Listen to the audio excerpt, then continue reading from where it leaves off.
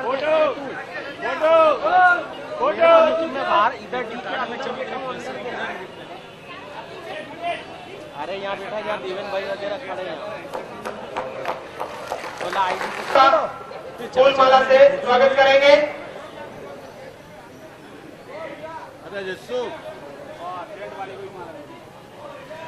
जो नाम बोले हैं वो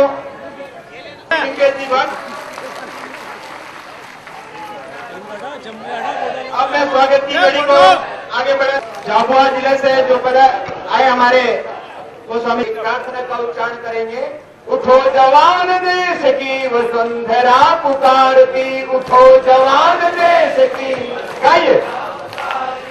देश है पुकारता पुकारती मां भारती, देश है पुकारता पुकारती। रगों में तेरे बह रहा है खून राम श्याम का, रगों में तेरे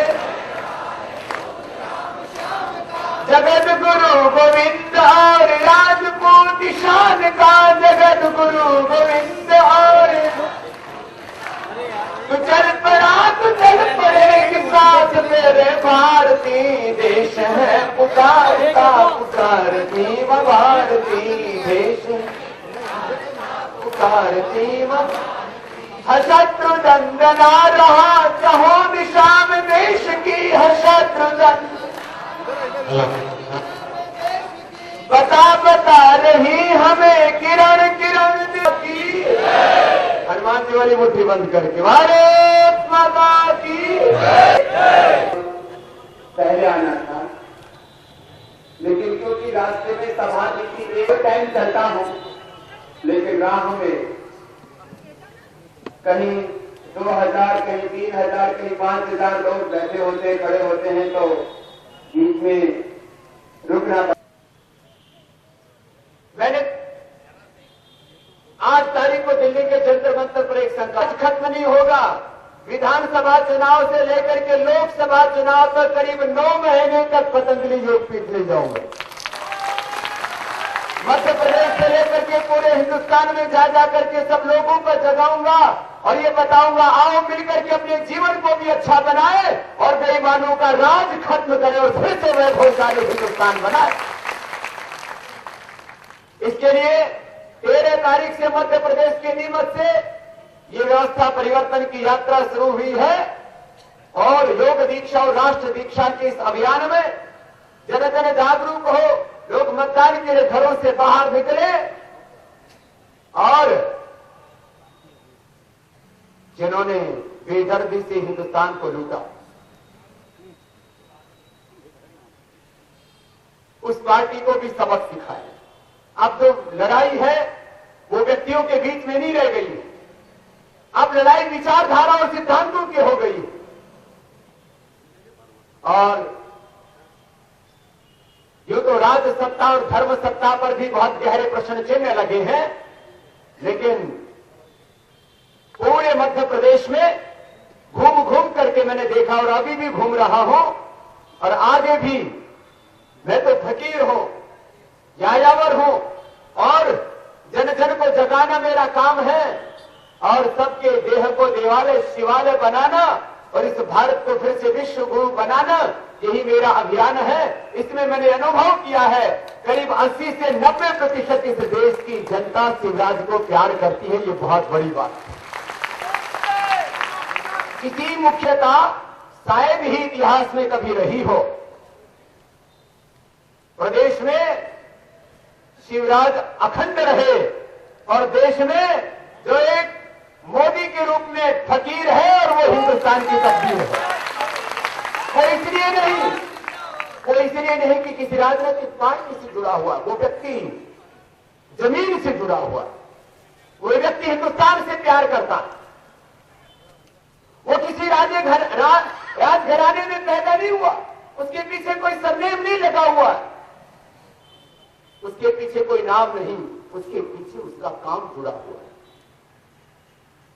एक चाय बेचने वाले साधारण से परिवार में जिनको मैंने तो मनुष्य की जाति को ही जाति माना है, मानवता को धर्म माना है, लेकिन समाज आज भी जातियों में बटा हुआ है। तब मैं इस बात ने कहा जिनको हमने समझा था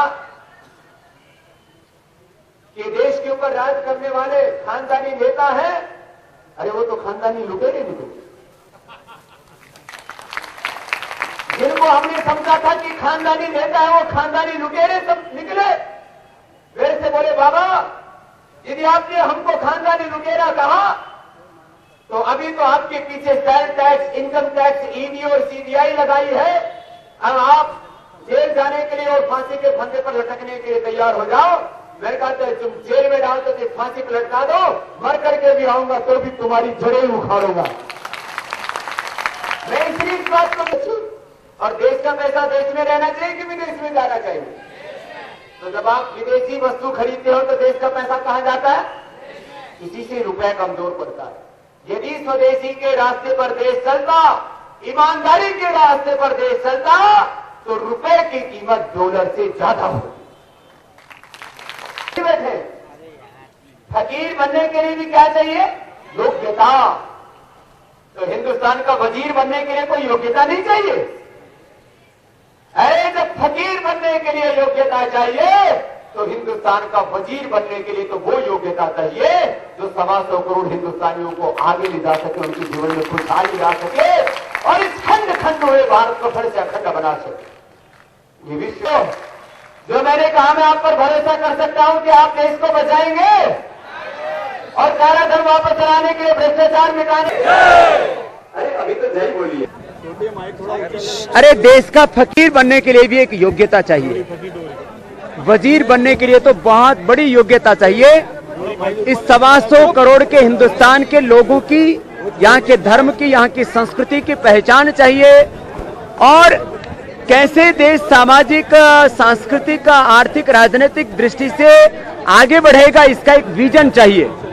कुछ विजन लेस लोग जो कंफ्यूज्ड हैं और जिनका कोई कंट्रीब्यूशन नहीं है देश के निर्माण में, बस वो एक घराने में पैदा हो गए हैं और वो भी जिनको हमने खानदानी नेता समझा था, वो खानदानी लुटेरे हिंदुस्तान को लूटने में लगे और पूरे देश की अर्थव्यवस्था तो गर्त में चली ही गई। उस राजनीतिक और आर्थिक, सामाजिक, धार्मिक अराजकता में ये मध्य प्रदेश और देश ना जाए, इसके लिए यह हमारी पूरी यात्रा जारी है और संकल्प है कि सत्ता में बेईमानों का राज नहीं होना चाहिए। चलो अब छोटी, अब नरेंद्र मोदी उपयुक्त है देश में अभी, जैसा आप बता रहे हैं, इस परिस्थिति में? मोदी एक फकीर है और वो हिंदुस्तान की तकदीर है, क्योंकि वो हिंदुस्तान को समझता है और सबको साथ लेकर के आगे बढ़ने की ताकत रखता है और वो किसी सरनेम के कारण से नहीं, किसी राज घराने में पैदा होने के कारण से नहीं जाना जा रहा है। वो एक अति पिछड़ी जाति में पैदा होकर के, चाय बेचने वाले एक साधारण से घर में पैदा होकर अभावों और संघर्षों के बीच में अपनी योग्यता के बल पर यहाँ तक पहुँचा है। तो निश्चित रूप से ऐसे योग्य व्यक्ति की कद्र होनी चाहिए हिंदुस्तान।